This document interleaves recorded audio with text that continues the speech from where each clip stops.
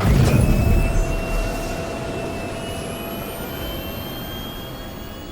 systems online. Salut à tous, c'est Schneider et on se retrouve pour un récap de la semaine plutôt court sur Star Citizen. Toujours pas de Calling All Devs, donc on commence par le lore post de mardi qui était la retranscription d'une émission de radio où les deux intervenants couvraient les actualités des autres émissions de radio de l'UE. Tout d'abord, il n'y aura peut-être plus de lore post de la série Far From Home car d'après les rumeurs, le personnage fictif qui animait cette émission de radio dans l'univers de Star Citizen est peut-être mort. Sûrement une façon pour les écrivains de CIG de passer à autre chose. Ensuite, les deux intervenants ont parlé d'une émission de télé-réalité où les participants se retrouvaient tous avec le même visage. Celui-ci étant généré en mélangeant les visages des participants et appliqué sur chacun d'eux grâce aux technologies de chirurgie faciale d'une entreprise nommée Bioticorp. Tout ça dans le but pour les participants de trouver l'amour au milieu de plein de clones en ne pouvant pas juger sur les apparences. Toi, t'es un bon, toi. Non, Paul. Non, t'es un bon, t'es meilleur que C'est seulement bon. un début, T'es vraiment bon.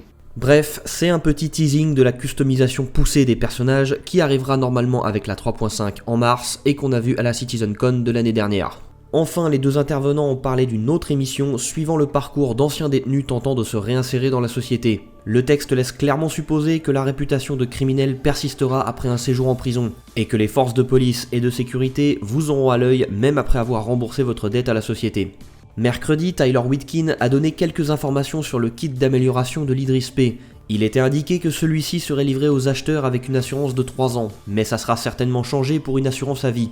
L'Idris P devait être améliorable seulement avec un kit d'upgrade, mais Tyler Whitkin a annoncé que l'on pourra se rendre in-game dans des chantiers navals d'Aegis et payer une grosse somme d'UEC afin de le transformer en Idris M. Aussi, le kit d'upgrade était censé être compatible avec seulement l'Idris P, mais il le sera aussi avec l'Idris M, donc vous pourrez remplacer son railgun par le canon laser du kit d'upgrade. Enfin, l'Idris M n'a pas la place pour accueillir certaines des tourelles du kit d'upgrade, donc ils vont rajouter des emplacements pour ça. Autre petite nouvelle, Luke Presley est en train de permettre au saut quantique vers une atmosphère de plonger un peu plus dans celle-ci, de sorte à ce que descendre vers la surface d'Hurston ne prenne plus 10 minutes, mais 3. Et apparemment, ça semble prometteur pour être prêt pour la 3.5. Jeudi, l'épisode d'Ar on the Verse a commencé par nous présenter très brièvement le nouveau modèle de vol appliqué au motojet. Au moment de basculer vers ce nouveau modèle, ils ont estimé en plus que le pilotage n'était pas assez amusant, donc ils ont décidé de recommencer certaines choses. Selon eux, le pilotage des motojets n'était pas assez risqué et elles évitaient trop toutes seules les terrains dangereux. Elles seront désormais beaucoup plus plaquées vers le sol, comme un jet ski sur l'eau, et ça sera plus à nous de regarder où on va pour éviter les reliefs accidentés.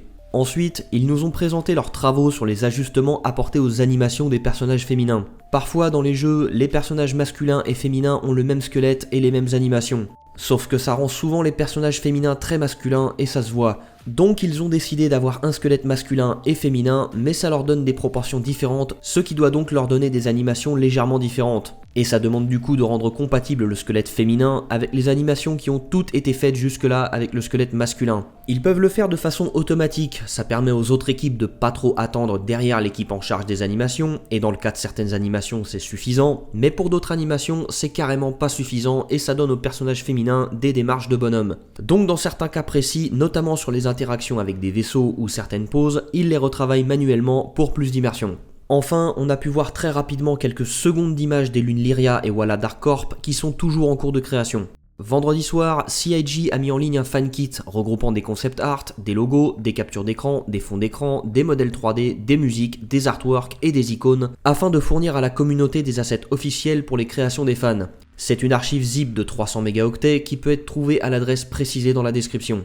Toujours vendredi, CIG a mis à jour les roadmaps de Star Citizen et Squadron 42. Concernant la mise à jour 3.5 de Star Citizen, il y a eu beaucoup de changements. Tessia Pacheco, un nouveau PNJ d'honneur de mission, a été ajouté et elle sera apparemment située sur ArcCorp. Presque la moitié des tâches à son sujet ont déjà été bouclées. On a ensuite deux grosses progressions sur ArcCorp et sa zone 18, qui sont toutes deux autour de 50% de tâches accomplies. Concernant les vaisseaux, l'amélioration du Merlin est repoussée à la 3.6, tandis que l'amélioration du M50 et l'ajout du Constellation Taurus ont complètement disparu des radars. Et la refonte de la série 300 a eu en revanche une très légère progression. Sur les technologies, la parallélisation des tâches réseau, la refonte du lobby, deux tâches liées à l'Object Container Streaming et les shaders organiques ont aussi disparu. On a en revanche l'ajout de 2 tâches visant à de la refactorisation de code réseau pour supprimer des bugs comme des crash serveurs ou clients, des écrans de chargement infinis et améliorer le bind culling.